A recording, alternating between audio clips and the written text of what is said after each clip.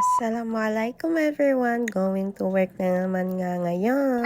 At ngayon nga maaga tayo aalis ng bahay dahil nga magji-jeep tayo ngayon. Lately hindi nga ako gumagamit ng gel dahil nga naglalagas ang buhok ko pag gumagamit ako ng gel. Bumalik ako ulit sa baby oil. Kasi grabe, parang nakakalbo na ako. Ito din ang advantage pag maaga ka, hindi mo nakakalimutan yung mga bagay-bagay. Kasi pag nasisense ko nang nalilate ako, nagmamadali na ako. Sa kakamadali ko, kahit baon ko, may iwan ko. Ganito rin ba kayo umalis ng bahay? Hindi nyo nakakalimutan ayusin yung kwarto nyo before kayo umalis ng bahay. Feeling ko ito lang kasi yung reward sa 12 hours work mo. Pag uwi mo, may maayos kang paghihigaan at malinis na kwarto. Kaya always, kahit late na ako, ito yung habit na ayaw kong makalimutan, ayusin yung kwarto. Ang sarap kaya sa feeling pag uwi mo may mahigan kang maayos at malinis na kwarto. So eto na nga, handa na tayo for night shift. At tingnan niya naman, di ba, kung uuwi kayong ganito, ang sarap-sarap matulog. Sinilip ko na nga tong mga pusang to kasi hindi ko sila nakita whole day. Tulog kasi ako buong araw. At syempre, nilutuan tayo ni mother ng aking favorite, ang adobo. Nilagyan ko nga ng sili kahit nilagay niyo na kasi para mas masarap. At heto na nga, ready na tayo. Hindi ko alam pero bakit pa nagmamadali, maagang maaga pa talaga niyan. Yan nga, nagbago na tayo, maaga na tayo ngayon. Dahil kung magle-late pa tayo, wala na tayong maabutan, te. Sa sobrang aga ko, 6:25 pa lang nasa hospital na ako, te. Di pa umaabot sa work, gulong-gulo na ang buhok. Dahil sa helmet kasi yan, te.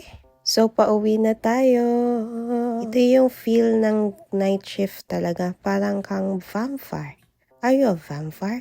Rawr. Pero ngayon na nga lang ako ulit mag-jeep kasi alam niyo na nung mga nakaraan at start ako nagtrabaho, tricycle, Maxim. Nung nag-start nga nagmahal ang pamasahe ay nag-jeep na ako ngayon. Kasi pa naman kung sasakay ka doon, 120 ang hingi sa'yo papunta dito sa amin. Grabe na yan, 120 pesos. Minsan naman nagma-maxim ako, 64 pesos lang. Pero dahil ubos na ang ating pera, kailangan natin magtipid, edi mag-jeep na lang tayo. Pero na-realize ko, parang feeling ko kailangan na nating mag-jeep na lang talaga. Sa 500 pesos, 15 days, kayang-kaya maitawid. So ngayon, nag-decide na ako na mag-jeep na lang ako at never na ako magpipyagyo.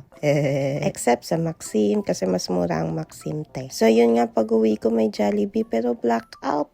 No choice tayo, no choice. Napatambay na nga lang ako dito sa mga pusa ko. Tinatakot ko pa tong pusa ko. Ewan ko ba sa pusa kong ito. Takot na takot dito sa fan na to. May trauma ata, kahit vacuum, ayaw niya. Kahit yung spray, ayaw niya. Basta tumutunog, ayaw niya. Natatakot siya. Pero dito muna nga lang ako sa kanila kasi mainit dun sa loob ng kwarto. Kasi nga walang bintana ang aking kwarto.